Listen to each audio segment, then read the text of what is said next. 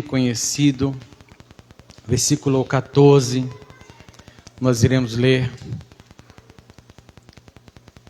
nesta noite.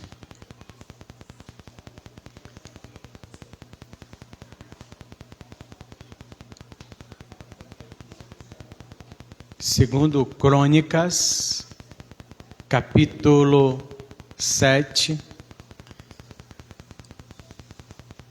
e o verso de número 14.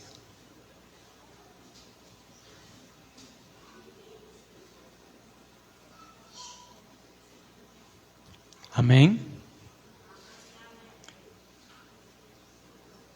E se o meu povo, que se chama pelo meu nome, se humilhar e orar, e me buscar, e se converter dos seus maus caminhos, então eu ouvirei dos céus, perdoarei os seus pecados e sararei a sua terra. Deus, a única coisa que te pedimos é: confronta-nos e aviva-nos com a tua palavra, no nome de Jesus. Glória a Deus. Meus irmãos, eu tenho pensado muito enquanto nós, como igreja, precisamos de avivamento. O quanto nós estamos necessitados de um mover de Deus em nós, mas também por meio de nós, não somente aqui nessa comunidade, mas em toda a cidade onde estamos inseridos. Nós entendemos que precisamos urgentemente ser avivados. Eu estava lendo um livro essa semana e o autor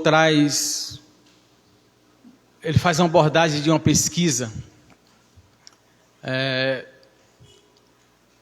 Ele traz uma abordagem sobre uma pesquisa feita nos Estados Unidos e ele diz, bem recente, e diz que, em média, o americano gasta cerca de 17 horas por dia com as mídias sociais. Todo mundo, em todos os lugares, estão sempre conectados. Todo mundo, em todos os instantes, cada vez mais conectados. Através das mídias sociais, através dos meios de comunicação, sempre muito antenados e conectados. E ele fala o quão cada vez mais é difícil deixar e achar tempo para, ao invés de nos conectar com todas essas mídias sociais, nos conectar com Deus. E ele trabalha justamente com o texto de Isaías: vinde a mim. Vinde a mim. Vinde.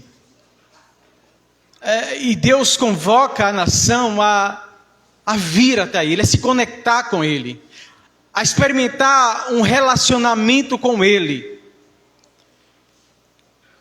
E a gente tem sofrido a consequência de todas essas conexões, demais, e pouca ou quase nenhuma conexão com Deus. E quando a gente percebe isso, a gente tem que perceber também a necessidade que temos de um relacionamento com Deus, nessa conexão constante, diária, no nosso dia a dia com Deus. E a gente tem pensado muito em avivamento. Mas o que é avivamento? Como começa o avivamento? Quem faz o avivamento acontecer? Ou o que fazer para que o avivamento aconteça? Como promover o avivamento na igreja? Como promover o avivamento na comunidade?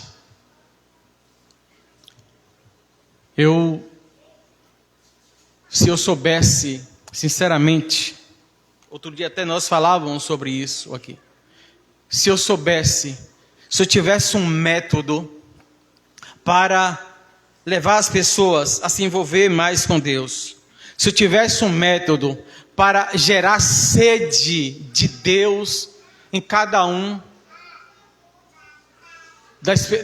das pessoas ou do rebanho que faz parte aqui, se eu tivesse um método, um meio de levar as pessoas a amarem a Deus e a anunciá-lo, a proclamá-lo, a engrandecê-lo em todos os âmbitos onde estiverem inseridos, se eu tivesse um método para fazer as pessoas se envolverem cada vez mais umas com as outras em comunhão e usufruírem das manifestações do poder, da glória de Deus e fazê-lo, não somente conhecê-lo, mas fazê-lo conhecido.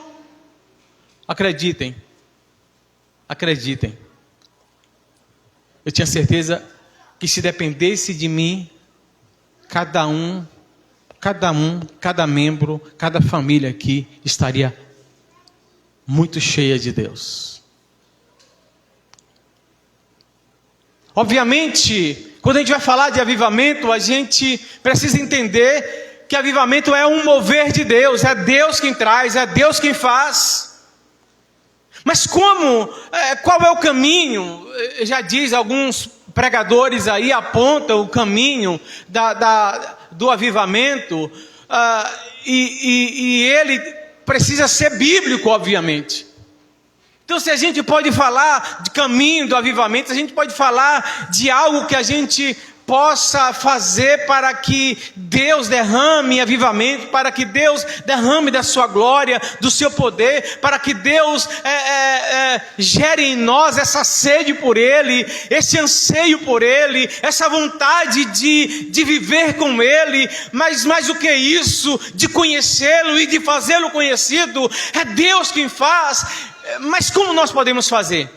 Quando nós olhamos, por exemplo, diante de alguns pregadores da nossa época, eles vão falar, por exemplo, do que João Batista faz, e pega o texto com relação ao ministério de João Batista, e vão usar justamente o caminho para o avivamento. Diz: olha, esta é a voz que clama no deserto, preparai o caminho do Senhor.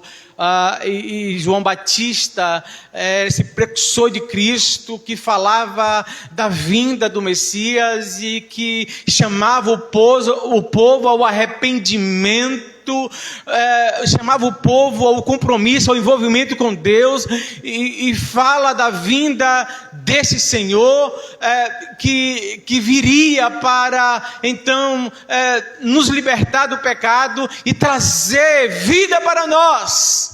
Então, se nós olharmos para os avivamentos bíblicos, nós iremos entender que avivamento é esse mover de Deus, não é um movimento qualquer, é um agir de Deus, é uma necessidade da igreja, e é Deus quem faz, e o caminho para que isso aconteça é a oração, é a exposição das Escrituras, é a necessidade provocada pela exposição das Escrituras, para uma volta às Escrituras, para a pregação das Escrituras, que vai confrontar o pecado e chamar-nos ao arrependimento, e chamando-nos ao arrependimento, vai nos revelar os nossos pecados, e a necessidade dessa mudança, essa necessidade de Deus, a confissão, o abandono de pecado, e a centralização da palavra de Deus, e então Deus faz esse mover, Deus então traz muitas maravilhas e prodígios, e Deus manifesta a sua glória na vida do seu povo.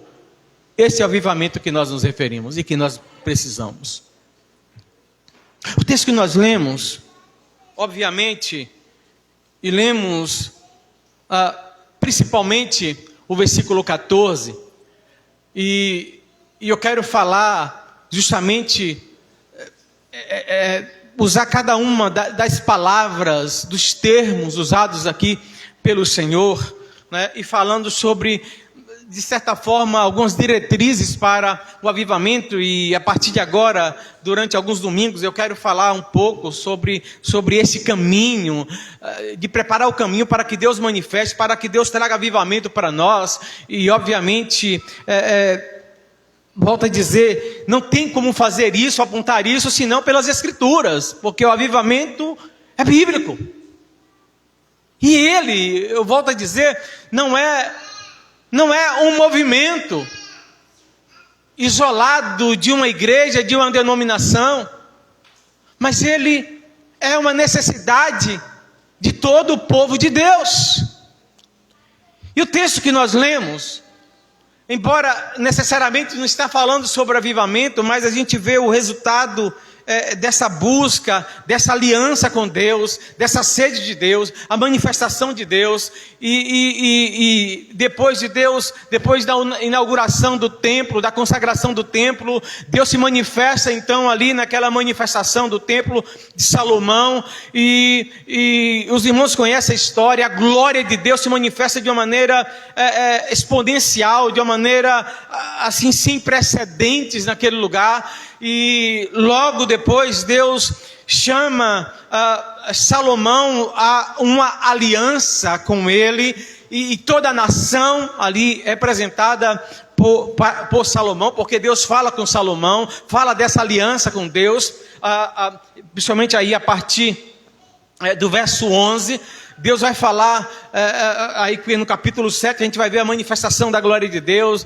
aí a partir dos versos 4 até o 10 a gente vê o encerramento ali, a conclusão da solenidade da inauguração do templo, a gente vê aquela manifestação gloriosa. Então Deus chama Salomão para uma aliança, essa aliança desse relacionamento com Deus, dessa fidelidade para com Deus, dessa adoração verdadeira, genuína, que deve acontecer entre Deus e seu povo, esse relacionamento sincero, que Deus quer estreitar, que Deus quer se revelar para o seu povo. E Deus chama Salomão e para essa aliança, no versículo 11, essa aliança do Senhor com Salomão. E aí Deus, obviamente, não é uma suposição que Deus faz aqui, como qualquer um que faz uma suposição, mas Deus conhecendo o seu povo, Deus conhecendo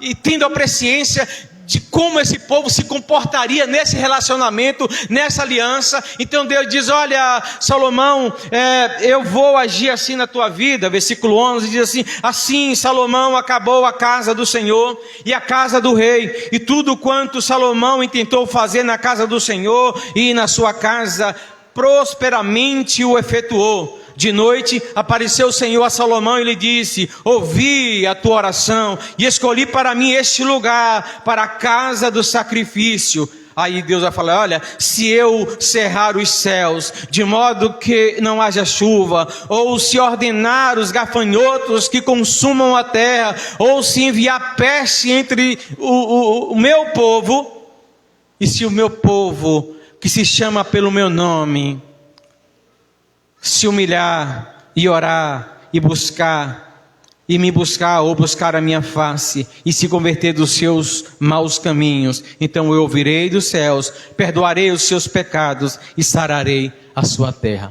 Os meus ouvidos agora estarão atentos a este lugar. Então Deus não está falando apenas de uma possibilidade de se isso acontecer, mas Deus sabia que isso ia acontecer. E Deus já orienta Salomão nesta, e toda a nação, e todo o povo, e toda a igreja, permita-me falar assim, que quando isso acontecesse, não deveria acontecer, Mas Deus conhecendo o seu povo, Deus conhecendo a natureza do seu povo, eles falaram: olha, quando isso acontecer, saibam que se vier as pertilências, se vier as dificuldades, por causa da desobediência, por causa do pecado de vocês, vocês devem se humilhar, orar, buscar a minha face, se converter dos seus maus caminhos. E sabe o que é que eu vou fazer? Eu vou ouvir as orações de vocês. Eu vou perdoar os pecados de vocês. Eu vou sarar a terra de vocês. Eu vou tirar todas as maldições oriundas das desobediências e do pecado de vocês. Eu vou trazer saúde e vida para vocês. E eu vou responder às orações, os clamores de vocês. Então, nós percebemos aqui que Deus fala com o povo, Deus alerta o povo: quando vocês sucumbirem pelo pecado, quando vocês se afastarem de mim, quando vocês pecarem, quando vocês se esfriarem, quando vocês romperem, não forem fiéis no relacionamento comigo, a consequência na vida de vocês vai ser esta. Mas se vocês se arrependerem, se vocês reconhecerem o pecado de vocês, se vocês me buscarem, se humilharem, eu vou ouvir vocês, eu vou perdoar vocês, eu vou trazer vida para vocês. E ele começa justamente mostrando que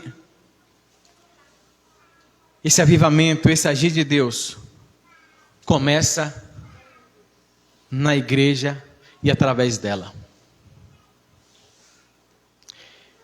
E a expressão, eu gosto demais da expressão que é colocada aqui: se o meu povo. Se o meu povo. Se a minha igreja. Deixa eu ser mais específico. Se a família presbiteriana renovada. E estou falando só para ser mais direto para a gente, mas não é uma questão, o avivamento não é uma questão denominacional. Não é de igreja nenhuma, não é de denominação nenhuma. O avivamento, Deus faz o avivamento no meio de todo o seu povo, em todos os lugares, em todo o seu tempo, em todos os tempos. Então, o avivamento, ele começa na igreja. O avivamento também, ele se espalha através da igreja. Quando a igreja do Senhor é avivada sobre a face da terra, ela também se expande, ela avança, porque ela se humilha na presença do Senhor, porque ela reconhece as suas fraquezas, as suas debilidades, os seus pecados. Não somente reconhece, mas confessa e abandona, e então volta para a palavra de Deus, volta para os estatutos do Senhor, e então se compromete a obedecer e proclama a glória de Deus. E Deus age não somente na igreja, Deus age não somente avivando a igreja, mas através do avivamento da igreja, Deus aviva a cidade, Deus aviva o país, Deus aviva o mundo. Mas o avivamento, se o meu povo começa em nós.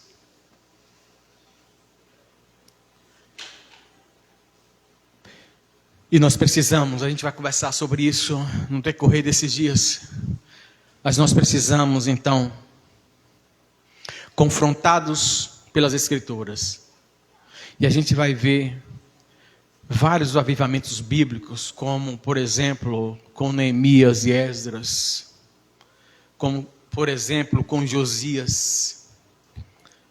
O povo havia esquecido da palavra de Deus, dos estatutos do Senhor.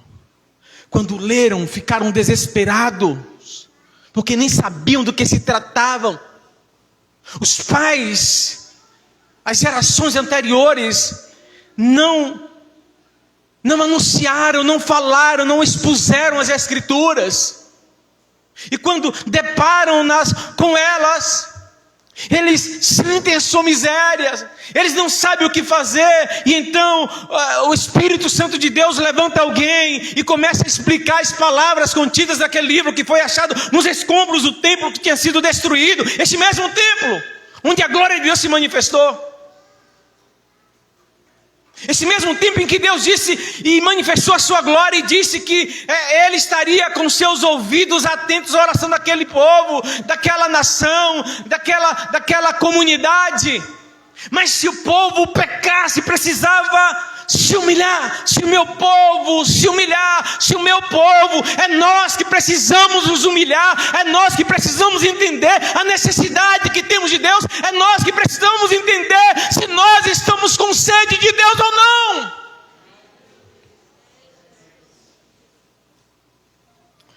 É nós que precisamos olhar para as nossas vidas e nos espelhar nas Escrituras e saber se estamos agradando a Deus ou a nós mesmos.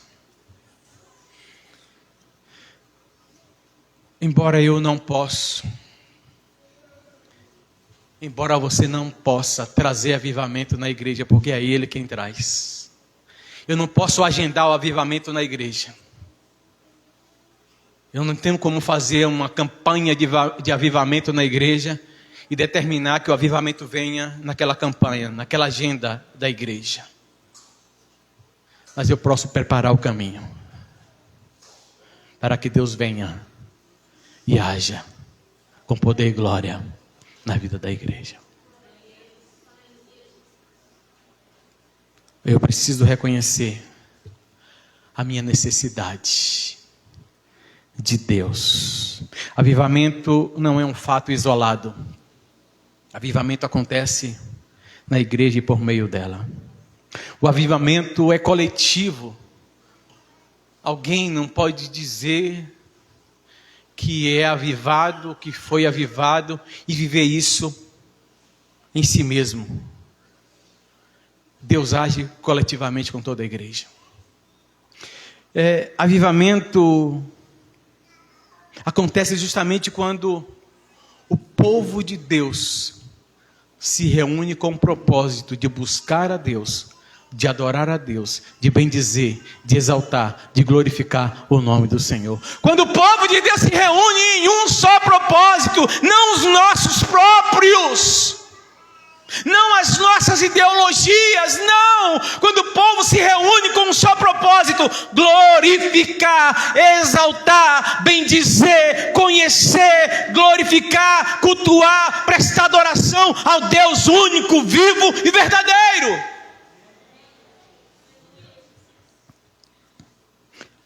Volto a dizer, avivamento não é um movimento. Avivamento é uma necessidade da igreja. E o avivamento vai provocar também, como eu disse, humildade. Deus vai falar: se o povo que se chama pelo meu nome se humilhar. E esse humilhar aqui é reconhecer o quão distante estamos de Deus, reconhecer os nossos pecados, reconhecer a nossa vida efêmera de oração, o nosso relacionamento com a palavra de Deus, reconhecer o quão estamos distantes, o quanto estamos conectados, como eu disse aqui, com tantas coisas, com tantas pessoas, e tão poucos conectados com Deus. É reconhecer que, de fato, às vezes eu falo demais que amo a Deus, que eu sou de Deus, mas o meu relacionamento, o meu comportamento não demonstra isso no meu dia a dia. Porque eu já usei essa metáfora, ou esse exemplo aqui algumas vezes. Mas eu tenho até hoje as cartas que eu e Vitória trocamos quando namorados e noivos. Eu escrevia uma carta e ficava ansioso para que aquela carta chegasse. E quando chegava, eu olhava assim o envelope, eu cheirava o envelope, eu suspirava, eu lia e... Ai. Como era bom ouvir aquelas palavras. E lia. E logo passava também a escrever, a me corresponder com ela. Também declarar minhas palavras de amor. E ficava ansioso para que ela recebesse logo a carta dela. Eu não sei se ela fazia também. Ai, mas eu fazia.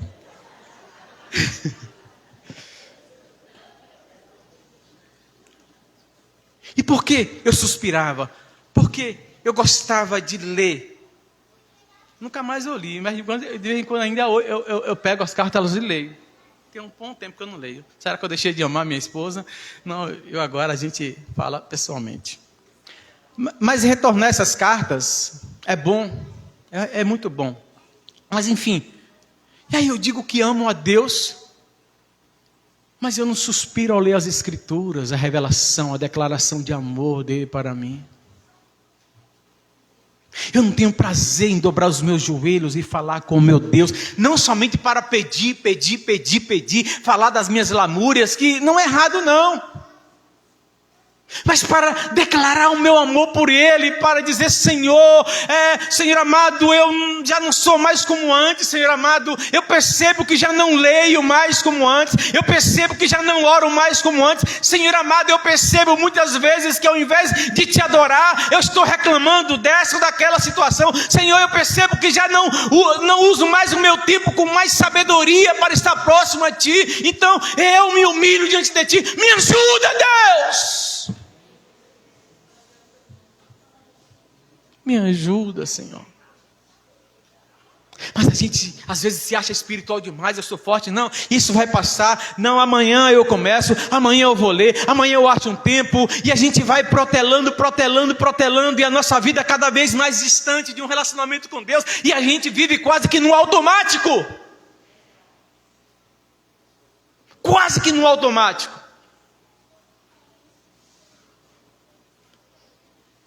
As coisas acontecem parece que no automático.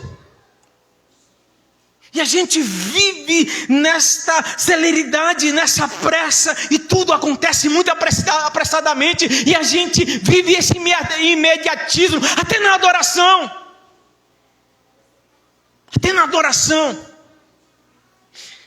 Que muitas vezes não passa de mero emocionalismo. Nós ouvimos a palavra de Deus, às vezes vimos aqui, cantamos e choramos, mas quando saímos lá na segunda-feira, isso não tem mais efeito nenhum na nossa vida, acaba quando acaba o culto. Nós precisamos nos humilhar diante do Senhor. E se temos percebido que de fato não estamos tão próximos assim, o nosso relacionamento com Deus não está tão vibrante assim, se o nosso tempo, o nosso relacionamento, e cada um de nós tem as suas ocupações, e nós sempre usamos as desculpas, é porque o trabalho, é porque o problema, é porque a dificuldade, e nós achamos tempo para tudo, menos para nos relacionar com Deus.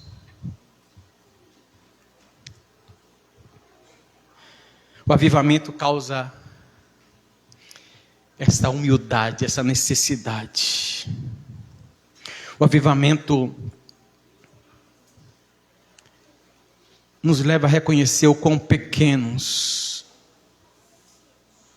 nós somos e o quão grande Deus é.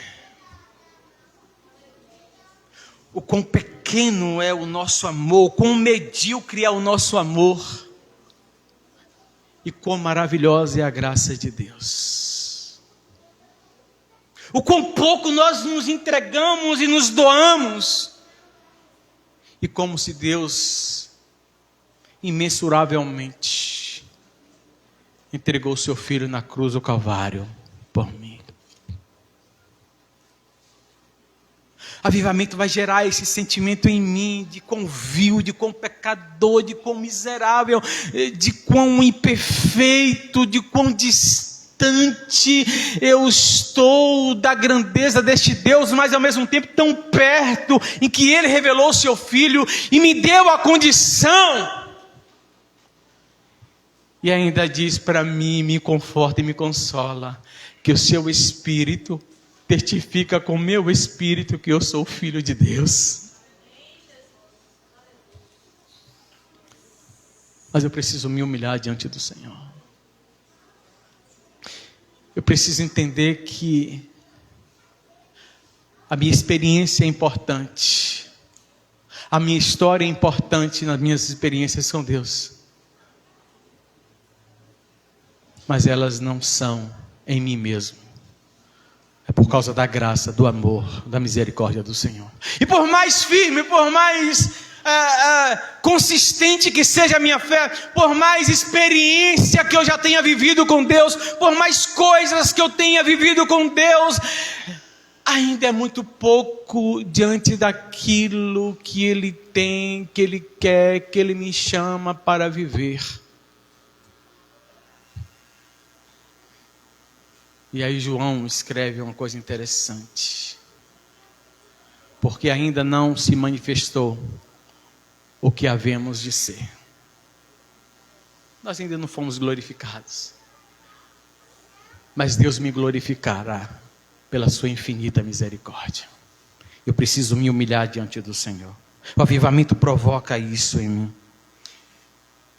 O avivamento gera em mim esta vida de oração e essa busca de Deus. Se o meu povo, que se chama pelo meu nome, se humilhar e orar e buscar a minha face. Se o meu povo, que se chama pelo meu nome, se humilhar, confessar o seu pecado, reconhecer as suas fraquezas e debilidades e clamar pela minha misericórdia, buscar um relacionamento comigo, querer, desejar andar comigo, eu ouvirei a sua oração, eu virei ao seu encontro, eu me manifestarei a Ele. A pergunta talvez nesta noite acerca disto é: o quanto eu desejo Deus?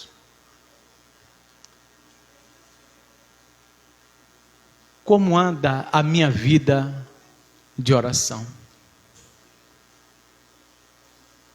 E volto a dizer, a oração a que Deus se refere aqui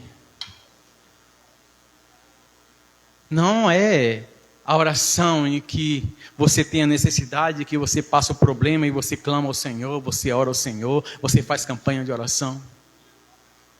Quando a coisa está apertada, você corre para Deus, porque você não achou o auxílio para você em nenhum outro lugar. A oração está falando sobre confissão de pecado e reconhecimento da glória de Deus. Se o meu povo, que se chama pelo meu nome, se humilhar e orar, e buscar a minha face, e se converter dos seus maus caminhos, dos seus pecados. É a oração que declara a grandeza de Deus. Os salmistas oravam desesperados, e quando olhavam para a glória de Deus e olhavam para a sua vida, para o seu pecado, eles se sentiam tão indignos, tão miseráveis, ao ponto de sentir como que seus ossos estavam sendo esmigalhados. Eles sentiam a sua miséria, e quanto mais eles sentiam assim, eles confessavam, eles reconheciam a glória de Deus, eles pediam pelo socorro do Senhor, eles pediam perdão a Deus, eles se humilhavam e oravam e queriam novamente voltar a ter um relacionamento com Deus. E Deus se manifestava, sempre se manifestou, se manifestava e sempre se manifesta e manifestará com sua graça. E o que Deus está falando com Salomão, comigo e com você? Que Ele tem prazer em ouvir as nossas orações. Mas olhe bem, Pense bem no seu dia. Pense bem no seu dia. No seu dia a dia, eu digo.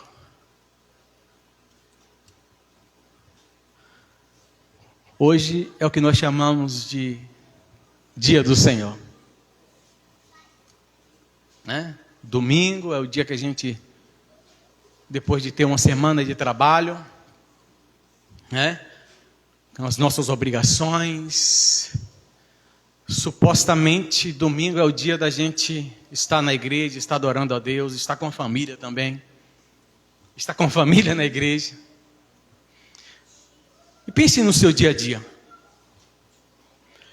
E pense nesse dia de hoje, no domingo.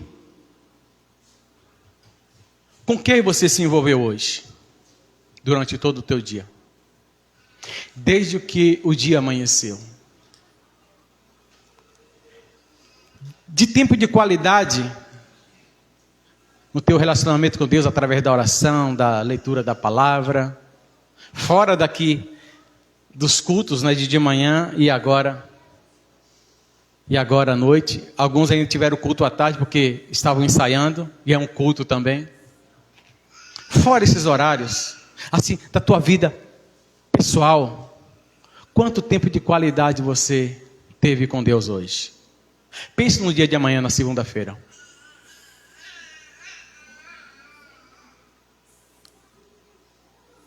Qual o tempo que a gente tem investido, dedicado a uma vida de qualidade com Deus, de um relacionamento com Deus, seja orando, seja lendo a palavra, seja louvando o nome do Senhor. A oração é um dos meios, ou melhor, é um dos caminhos, é uma das diretrizes para que Deus manifeste o avivamento. E pensando na sua oração, na qualidade das suas orações, eu falo qualidade de tempo, de dedicação. Pensando assim, na sua dedicação à oração, no seu dia a dia, você pode medir o seu desejo por avivamento. O quanto você está desejando ter avivamento na tua vida, na tua família, na tua igreja. O quanto você deseja, pensando na qualidade de tempo de oração, do seu relacionamento com Deus em oração. O quanto você deseja o avivamento na igreja. É muito, é pouco, é médio ou quase nenhum. Se o meu povo, que se chama pelo meu nome, se humilhar e orar, e buscar a minha face, reconhecer a grandeza de Deus, orar e buscar a face do Senhor, orar confessando os nossos pecados, as nossas fraquezas, buscar e desejar estar em um relacionamento com Deus. Ainda pegando o nosso relacionamento conjugal, ainda pegando o exemplo que eu dei aqui. Então, a gente estava se conhecendo, a gente começou a se inscrever. Antes a gente não tinha WhatsApp, a gente não tinha nem facilidade de telefone. Hoje todo mundo tem celular, todo mundo tem telefone fixo em casa. Hoje não muito, porque o uso do celular, a linha telefônica residencial está até em desuso. Mas na minha época era orelhão. E haja dinheiro para comprar cartão. E os créditos, oh meu Deus do céu, não deu tempo de falar nada. Não, na minha época já era cartão já. Na minha época, mas eu alcancei a fichazinha. Aí nós fazia tim-tim, a leite. Oh meu Deus do céu, tem que botar outra ficha. Mas enfim, irmãos, pense comigo no nosso relacionamento com Deus. Então, a minha intenção era firmar um relacionamento, a gente casar, se relacionar. né? E eu fazia de tudo. Qualquer oportunidadezinha que tinha, eu ia bater lá em Conquista. E o namoro, à distância, é mais difícil ainda. Mas ao mesmo tempo é mais gostoso, porque a gente se encontra, mata a saudade. Mas enfim, eu fazia de tudo para afirmar esse relacionamento. Eu me esforçava diante de todos os empecilhos. A gente se encontrava até a gente se casou. E a gente vive uma família abençoada. Glória a Deus por isso. Mas eu quero dizer que eu tinha interesse em relacionar com Vitória. Em formar uma família com ela. Eu quero chamar a atenção de vocês para a gente medir o nosso relacionamento com Deus. É claro que é Deus que vem ao nosso encontro. Foi Ele que veio nos buscar. É Ele que sempre tomou e toma a iniciativa. Mas olhando do nosso interesse de nos relacionar com Ele, o que você tem feito para, dependendo de você, para se relacionar com Ele? O que você tem feito? Quer ver coisa? Pensa num relacionamento, ou na pretensão de um relacionamento. Imagine que eu tivesse interesse por Vitória e ela não tivesse interesse por mim. Ela não tivesse interesse por mim. Eu ia fazer de tudo para conquistá-la. Pense no seu relacionamento com Deus, se Ele não tomasse a iniciativa. E Ele tomou, Ele já providenciou tudo. Ele abriu o caminho, tirou todos os empecilhos, para que nós possamos vir até Ele. E para que isso acontecesse, Ele veio até nós, na pessoa bendita de Jesus. E depois o próprio Jesus diz: eu sou o caminho, a verdade e a vida. Ninguém vem a não ser por mim. Então Jesus foi lá, nos pegou e nos trouxe para perto dele. Mas se dependesse de nós, agora que falamos que amamos o Senhor e queremos ter um relacionamento com Ele, mas o que é que eu tenho feito para isso? Qual tem sido o meu esforço para que isso aconteça? Como eu tenho me aproximado? Eu tenho buscado a face de Deus com o propósito de ter um relacionamento, de ver, ter esse relacionamento tão próximo de Deus, tão maravilhoso, e Ele se manifestar, e Ele falar, e Ele me conduzir, e eu poder descansar nos seus braços.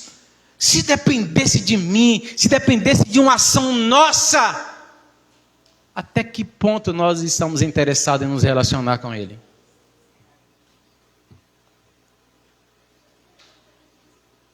Qual a intensidade do nosso interesse em nos relacionar com Ele? Ele diz: olha, e se vocês buscarem a minha face, eu ouvirei vocês.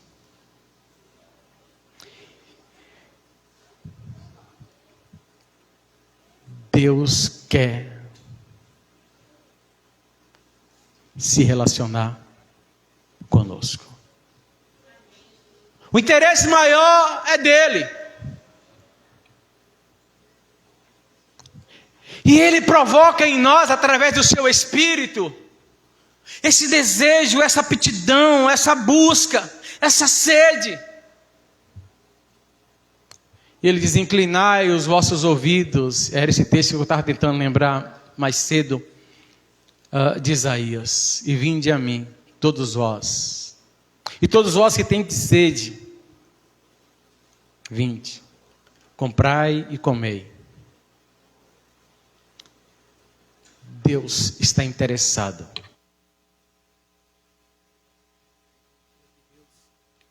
Alguns vão dizer que Deus está apaixonado. Não, o amor de Deus é tão profundo, é tão maravilhoso, e não uma mera paixão. É tão consciente, é tão sublime. E Ele busca para que nós Deus nos criou para que nós nos relacionemos com Ele. Ele criou o homem e todos os dias, ao virar da tarde, Ele estava ali. E o homem se corrompe, o homem peca. E Deus não desiste de nós. Ele providencia o meio, o caminho, para que nós possamos ter novamente um relacionamento com Ele. O avivamento gera em nós, na igreja, conversão e abandono de pecado. E se converter dos seus maus caminhos, diz o texto. Não é só reconhecer, entenda. Muitos de nós fazemos isso, reconhecemos os nossos pecados. Muitos de nós confessamos os nossos pecados. Mas Deus não está falando apenas de confessar. Deus não está falando apenas de reconhecer. Não, eu estou errado. Me perdoa porque eu estou errado. Mas Deus diz que abandonar, mudar para uma outra direção da que nós estamos caminhando. Não adianta de nada eu orar, eu buscar a face do Senhor, e Deus vai me confrontar com sua palavra, vai mostrar o quão vil, o quão pecador, o quão errado, e eu digo: oh Senhor, me perdoa do meu pecado, mas amanhã eu continuo da mesma forma, do mesmo jeito, não mudo. O avivamento verdadeiro vai gerar essa mudança, esse abandono de pecado e um retorno à palavra de Deus. Volto a dizer, a gente vai voltar a se espelhar pelas Escrituras. Tiago que fala isso de uma maneira maravilhosa, né? Tornem-se não somente ouvintes, mas praticantes. E ele usa essa metáfora, porque aquele que somente ouve e não pratica é semelhante à pessoa que contempla o seu rosto no espelho, mas quando sai, não lembra mais. Não adianta de nada eu ouvir a palavra de Deus, eu fazer propósito aqui. Não adianta de nada eu ouvir a palavra de Deus e ser tocado aqui, e chorar, e confessar o meu pecado. Mas quando eu sair, eu pegar o pecado de novo e levar comigo. E praticar, e não abandonar esse pecado.